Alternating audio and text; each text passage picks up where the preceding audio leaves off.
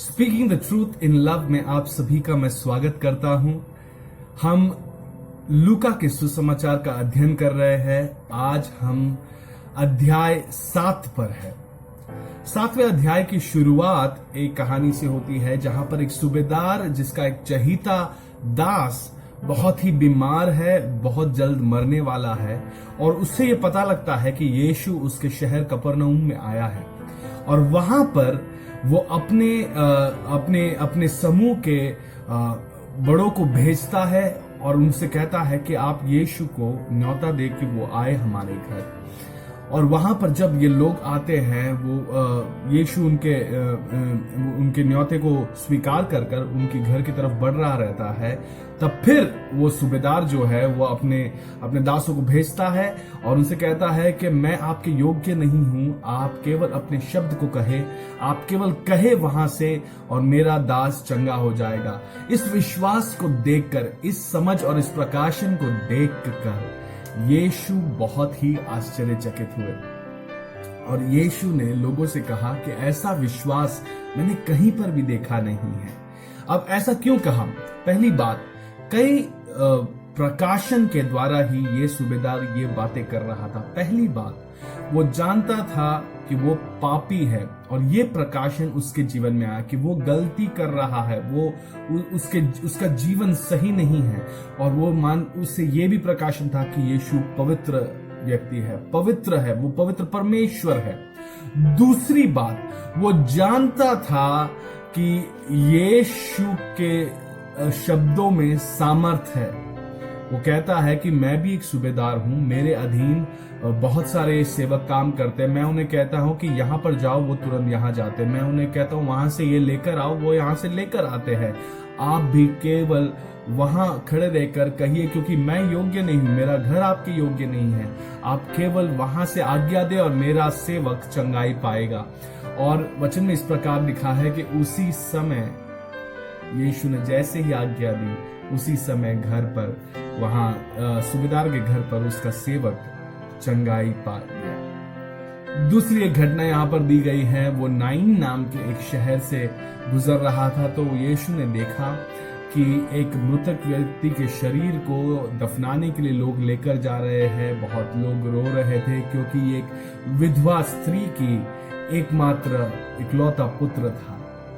यीशु के हृदय में दया भावना जगी, तरस खाया और यीशु ने उससे कहा कि तुम रोना नहीं और उस मृतक शरीर को छूकर तुरंत ही उसे फिर से नई जान दी।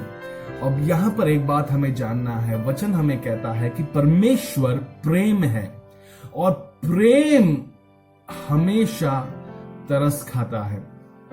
कई बार हमारे हृदय में हम तरस के भावना से, करुणा के भावना से नहीं देखते क्योंकि हमने परमेश्वर को जाना ही नहीं। वचन कहता है कि जो अपने भाई से प्रेम नहीं करता उसने परमेश्वर को जाना ही नहीं। परमेश्वर को आप कहते हो कि आप परमेश्वर को जानते हो, लेकिन आप जो भाई आपको दिखता है उससे प्रेम नहीं कर पा रहे। प्रेम करना हमें यहां से सीखना है क्योंकि यीशु ने पिछले अध्याय में भी हमने पढ़ा, यीशु ने कहा कि तुम अपने शत्रुओं से भी प्रेम करो।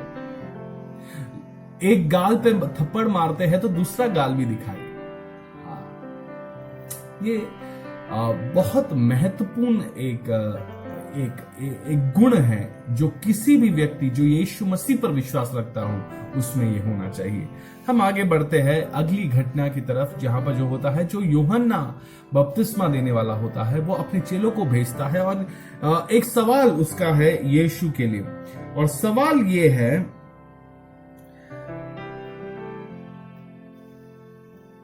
कि क्या तुम वही हो जिसके विषय में लिखा है कि देख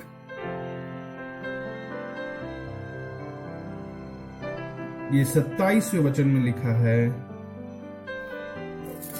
नहीं 27वां वचन नहीं, क्षमा कीजिएगा, ये 20वें वचन में लिखा है।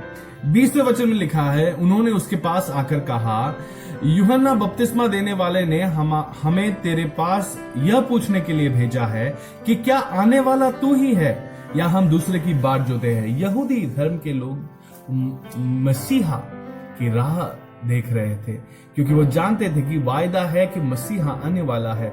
यीशु मसीहा उनके बीच चल रहा था, कई अद्भुत कार्य कर रहा था, लेकिन फिर भी वो उसे पहचान नहीं पा रहे थे।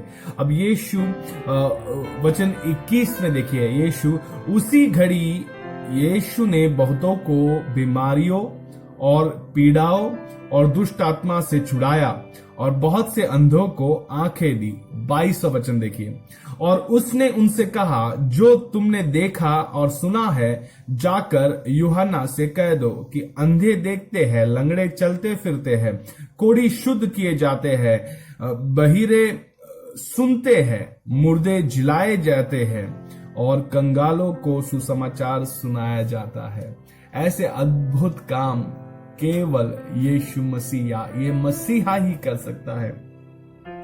अगर आप में से कोई भी अब भी बाट जो रहा है, शायद से आप यीशु पर विश्वास कर रहे हो, शायद से आप मसीही धर्म से हो, ईसाई धर्म से हो, लेकिन आपने अब तक मसीहा को चखा नहीं है, तो ये सारे चमत्कार देखकर पढ़कर आप जान ले कि मसीहा यीशु मसीही है।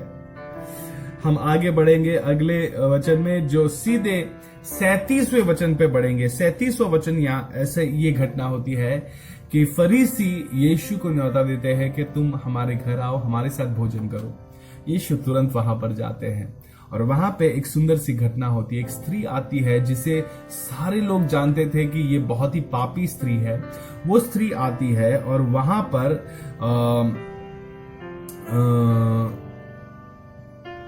संगमरमर के पात्र से इत्र लेकर आती है। अब ये जो पात्र है, उन दिनों में इत्र जो था बहुत ही महंगा हुआ करता था। तो ये जो पात्र होता था, इस पात्र का कोई ढक्कन नहीं जिसे आप खोलकर थोड़ा थोड़ा इस्तेमाल करें।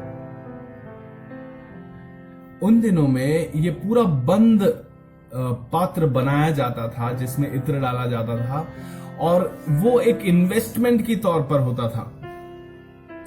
बहुत ही महंगे और कीमती समय पर ही इसका इस्तेमाल किया जाता था। और यहां पर हम देखते हैं, ये स्त्री आती है, यीशु के घुटनों पर रोती हुई अपने आंसुओं से यीशु के पैर को पोंछती है, अपने बालों से यीशु के पैरों को पोंछती है, और ये पात्र को तोड़कर इत्र डालकर वो उसे पोंछती है। तो फरीसियों को ये पसंद नहीं आया होता है। देखिए, फरीसी जो थे बहुत ही घमंडी लोग थे। फरीसी जो थे वो सत्य को जानते थे, लेकिन वो सत्य का विरोध कर रहे थे, क्योंकि सारी महिमा वो केवल अपने लिए चाहते थे। यहां पर देखिए, वो सवाल पूछते हैं कि ये स्त्री ऐसा क्यों कर रही है। अब यीशु ने एक दृष्टांत देकर उन्हें समझाने की कोशिश करता है। यीशु कहता है कि एक कर्जदार था जिसने कर्जा दिया था 2 व्यक्तियों को ले। एक को, मैं ये भारतीय अपने रुपए के मोल में बताऊंगा, बाइबल में दिनारी, उन दिनों के उस जगह के जो पैसे हैं वो उसको दिनारी कहते थे। आज हम रुपए के इसमें समझने की सरलता के लिए हम समझेंगे। 500 रुपए किसी को दिया और किसी को 50 दिए, और आखिर में इस महाजन ने उन दोनों को क्षमा कर दिया। तो कौन ज्यादा आभारी रहेगा, कौन ज्यादा प्रेम करेगा? तो फरीसी ने कहा जिसके 500 रुपए माफ किए गए थे वो ज्यादा आभारी रहेगा, प्रेम करेगा। तो यीशु उत्तर देता है कि ये स्त्री ने भी वही किया है, ये स्त्री ने भी वही किया है। देखो, कई बार वहां पर एक सुंदर सी बात मैं इस वचन में पढ़ना चाहूंगा।